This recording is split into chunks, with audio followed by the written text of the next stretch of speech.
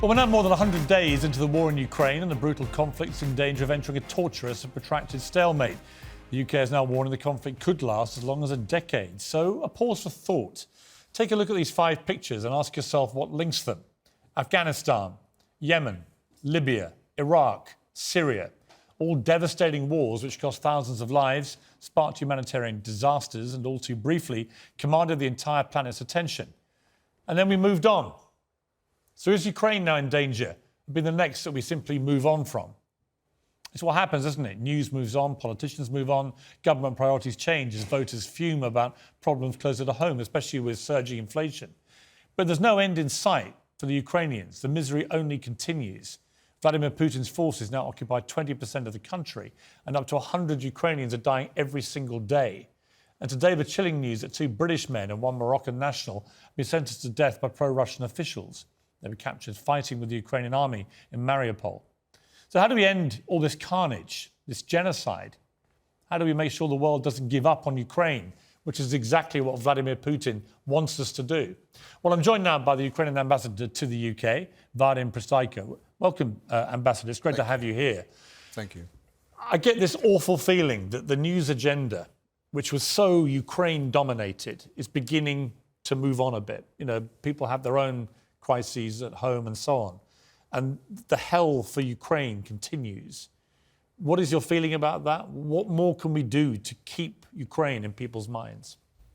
Frankly speaking, I'm quite blessed here in this particular capital, in this particular nation, that this process is not that obvious. But I agree with you. That's nature, human nature, news nature, government's nature to move on and other things, because unfortunately, where there are so many of them, so many tragedies unfolding all over the globe. But we're trying to keep up this, news about Ukraine or knowledge about Ukraine open for everybody here. And I have very receptive audience here.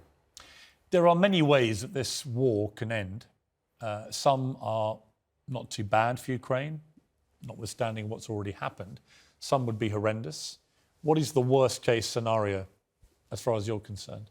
Worst is what Putin wants. He wants to reinstate whatever government he wants in Kyiv. He wanted to get all over this territory. He wants to get us back to the stables of post-Soviet republics. Some of them he already has in his stables. Now he is the biggest prize probably out of all the post-Soviet republics, Ukraine. President Zelensky, who appointed you to your position only 2 years ago, must seem a very long time ago now that you were appointed, like I guess every ambassador. But when he was asked about Boris Johnson recently, he was extremely praiseworthy of both the Prime Minister, who's on a lot of domestic problems, obviously, but very praiseworthy of him and of the government here in the support that we have given to Ukraine. Who have been, along with the UK, the best allies you've had, and who needs to do more? We have natural allies like, for example, Poland, who understand us so closely, who've been through so many things with Russians over the history. We have our Baltic republics, all of 3 of them who used to be in the same camp of Soviet Union, and they don't have to tell them anything. They know everything and they know the price. We have the Eastern Europeans who are next to our border. They're supporting us because they remember all this, times when the Soviet Union was coming with the hard hand, reversing what sort of revolutions they had over the years and years. So these people naturalize, the people understand. Obviously, United States, Canada, which is very close to all Ukrainian hearts. There are some couple of nations around the globe.